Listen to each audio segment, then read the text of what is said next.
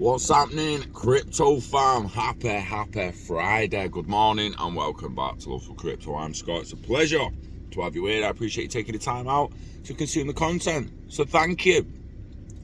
This morning we're talking about the crypto industry mobilizing against the proposed EU transparency rules. Now I've been asked a few questions about it, so I'm going to cover it. I want to warn you right now, I don't really care about it. I've not really given a shit about EU regulation since Britain came out of it, and I don't really give a shit. We swore in the first 30 seconds, but is what it is. Again, don't give a shit. So, what's going on? What's it all about? I don't know. I don't care. But some people do, and some people have asked for my opinion on it, so I'm going to drop it. It's as simple as that. Robert Kopitsch has been working around the clock to engage with the European Union lawmakers ahead of a parliamentary committee vote targeting crypto transfers. Kopitsch, Secretary General of Brussels-based lobby group Blockchain for Europe, and other crypto advocates have been rallying supporters worldwide to sway members of the European Parliament's Committee on Economic and Monetary Affairs. The committee is set to vote on Thursday on measures that could effectively end all anonymous crypto transfers in the bloc, require verification of transfers to provide or unhosted unhosted wallets, and prohibit crypto transfers between EU and tax havens. Okay? Tax havens? You mean Lewis Hamilton, the little prick, won't be able to send fucking money left, right and centre buying private jets while he has a little moan and acts like he's in the same league as me? The little dickhead. I'd fucking love to meet him. He'd get a verbal right all over his fucking face, mate. Horrible. But that's interesting, that, tax havens. Let's stay on track, Scott. Fuck Lewis. The provisions put in place over concerns that crypto is used for illicit activities such as money laundering and terrorist financing seem to have the support of the majority of lawmakers. Critics say the measures are a violation of privacy. Let me know in the comments, what's privacy over security? What do you want? Do you want privacy? Which means if we give you 100% privacy, it means a paedophile and a rapist and a murderer and a human trafficker and all the rest of them get potentially the same amount of privacy, and you get no security from them people. If you are a good law-abiding citizen in control of the majority of your value, does it really matter if people know what's in a certain wallet? Fascinating. So we're rallying everybody. The provisions put in place over concerns that crypto is used for illicit activities such as money laundering and terrorist financing seem to have the support of major lawmakers. Critics say the measures are a violation of privacy. Well, as just said, it's a weird one, that. So they're rallying everyone to write to their representatives, bombard them with tweets and social media, and to give them the feeling that what they're doing is super wrong. And it's not so easy, obviously, right? Because here it's a more political topic. Crypto heavyweights from around the world, such as Coinbase CEO Brian Armstrong and other EU lawmakers such as Vice President of the European Parliament Eva Kaili, have shown support for measures that do not over-regulate the space. Those in favour of heavy AML measures for crypto transfers, including Paul Tang, an EU parliamentarian and chair of the tax committee, took issue with the campaign. The crypto sector demands to be taken seriously, yet they refuse to take seriously their role in the fight against criminal money. Their aggressive campaigning only shows that the strong regulation is urgently needed. I mean, we tweeted yesterday about wallets being frozen, and rightly fucking so, yeah? Some cracker jacker knobhead took a load of fucking money and, yeah, freeze that motherfucker's wallets and throw him in the fucking brig for 6 months, you know what I mean? Throw him in the brig, Captain, because he's a fucking dick. Yeah? It's as simple as that. Let's get consensus on what it actually means to be a dick, and we can go from there, maybe. Kopitsch agreed regulation is needed, but said the proposed regulations may be too heavy-handed. They think that all the transactions that run for crypto are all done by criminals. It's all money laundering, all child pornography, terrorist financing. No, it's not, bruh. Don't wind your fucking neck in. Do you know what? Gotta touch fucking wood, your kid never goes, bruh. You're not fucking trying to track your fucking kid. You'll find your fucking cat or your dog got a chip in the back of the fucking neck.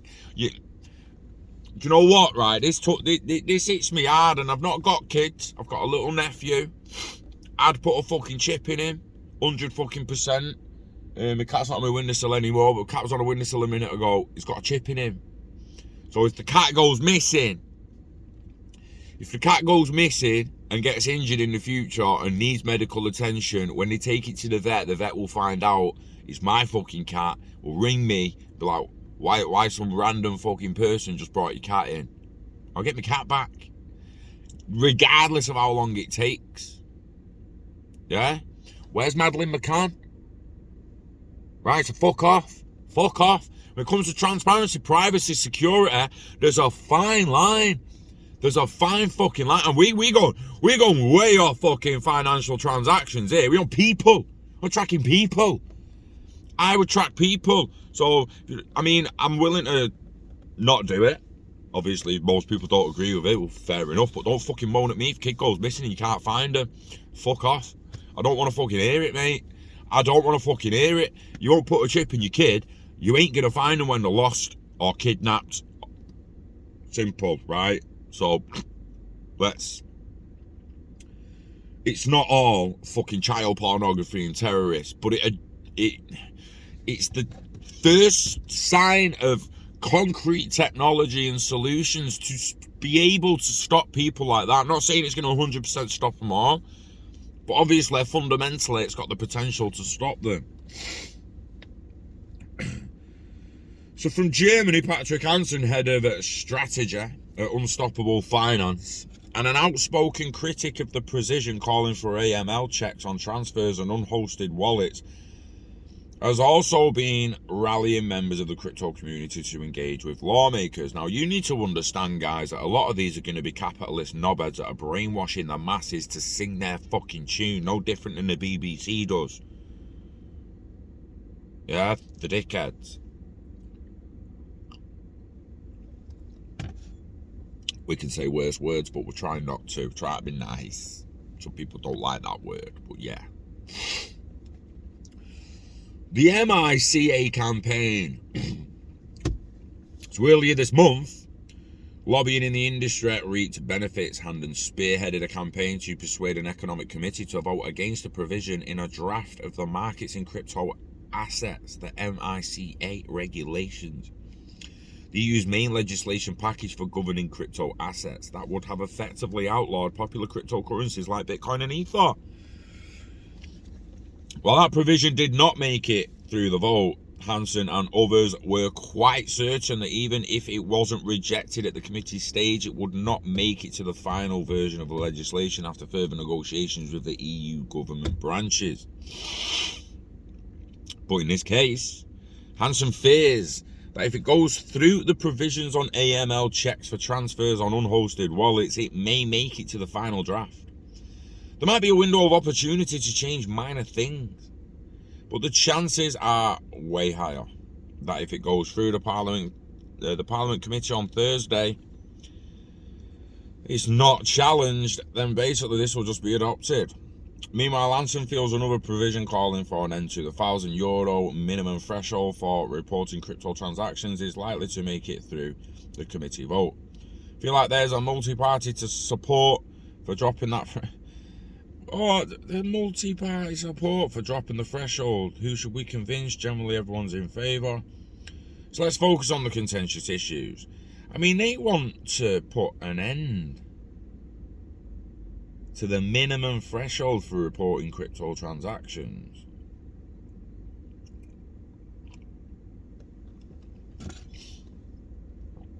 Meaning like you gotta report all crypto transactions. I was about, you just go fuck yourself.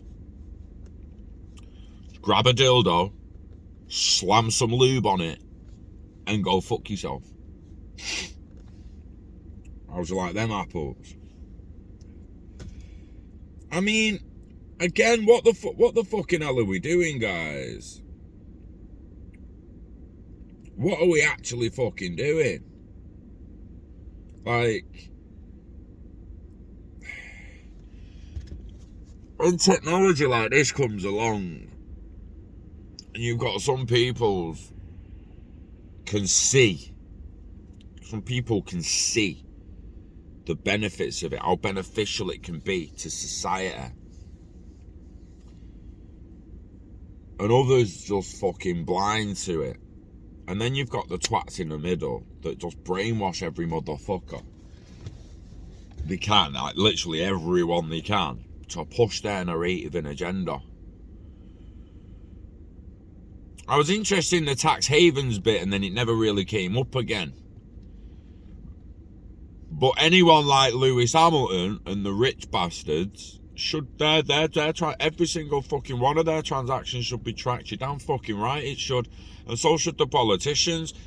I should be able to go online right fucking now, yeah, and search Boris Johnson's finances, and literally find out what he spent in expenses, have a look at his wallet, see transactions in, transactions out, see what he's earning for being a prick, see what he's earning for being a lying bastard, yeah, and then have it transparent. I mean, you're probably not going to be able to get it up since he's been Prime Minister. I mean, let's Google Boris Johnson's expenses for a buzz. Expenses. I should be able to view it, man. And I don't just mean how much he spent, I mean what the fuck he spent it on. Every fucking penny of it. Business costs. Oh, we got 2015 to 2016. Office costs, so 6,330. Now, fucking hell. It's going pretty deep there. He spent 35 quid on other. Claim reference 452144. Boris Johnson, Uxbridge and South. Roof slip. Financial year 2015 to 2016. Budget category. Office cost type. Other. Amount claimed £35. Amount paid £35. Amount not paid 0. Amount repaid 0. Status paid. Oh my days. That said what the fuck he bought. Or fuck all. Staff it. I mean, stationery. The guy spent £2,396 of our and your money on stationery purchases. £200 in Feb 2016. I mean, let's go to last year. Horrible bastard. Office cost £4,000. That's this year, Scott. Office cost 4,800 last year. Are you taking the piss? He spent 173,000 on staffing. 2021, 159,000 on staffing in 2019. 150,000 on staffing. 11 grand office cost in 2018, 2019. 7.5 grand 2019 to 2020. You horrible little bastard. Why is he staffing? So his staffing in 2015 to 2016 is 83,000. 83,000 on his payroll. And by last year it was 173,000. Now again, we got a little bit of transparency here. I mean, all I did was Google Boris Johnson's expenses. It wasn't really that hard to find, but try and find where he spent it, what he spent it on. This is what Visa would do with you. So if the bank, if someone got hold of Visa's history, of your Visa history, it's going to have what you spent. Where you spent it would be an ATM code, a machine's IP address, and the IP, and it knows where it is via all that information and metadata. But it wouldn't say what you purchased. Visa don't track what you actually purchased. They just track the amount and the machine used to make the payment and the settlement.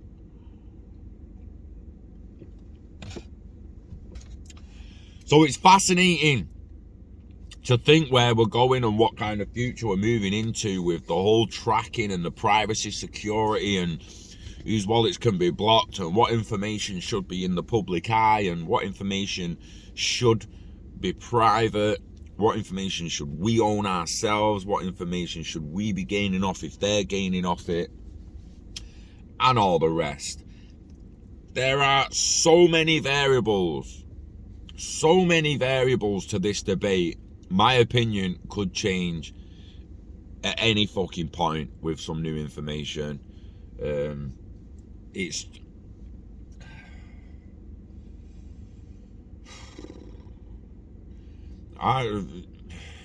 Some people just don't want to know my opinions because they're so brutal and savage compared to other people's, but fuck it now. I'm fucking sick of it. I'm sick of it. Line every single politician up in front of the noose and see if he wants to step in it or fuck off home. I'd do that with them. And yeah, everyone else, especially the waste of oxygen, I don't know what to fucking do with them, but it scares me. It scares me to think that they might get some democratic power in the end, forcing us all to wear fucking masks and get boosted to death and all the rest of it. No, nothing against you if you got vaccinated and boosted, but don't fucking force me to get it. I'll take your fucking face off me and go to jail before I let you force jab me. And I'm not fucking joking.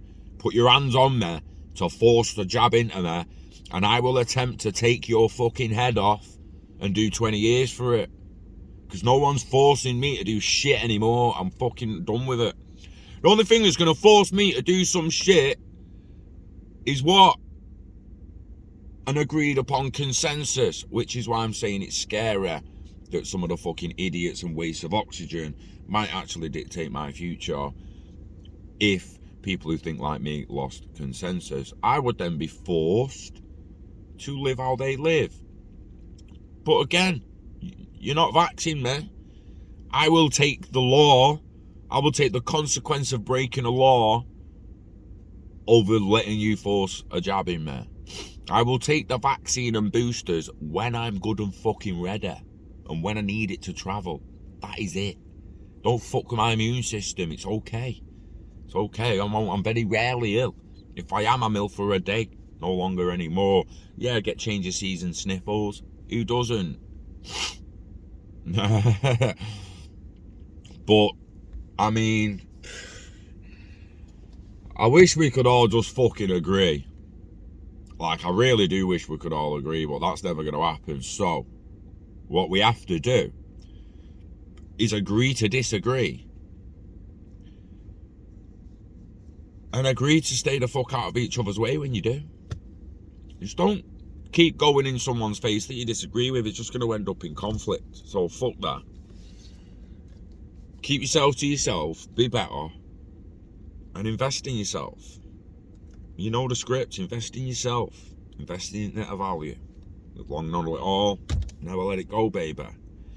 Legacy wealth, generational wealth for your family. That's what we're working towards. Whether it's your fucking partner, your child, your nephew, your grandkids, your fucking next door neighbour because you've got no one.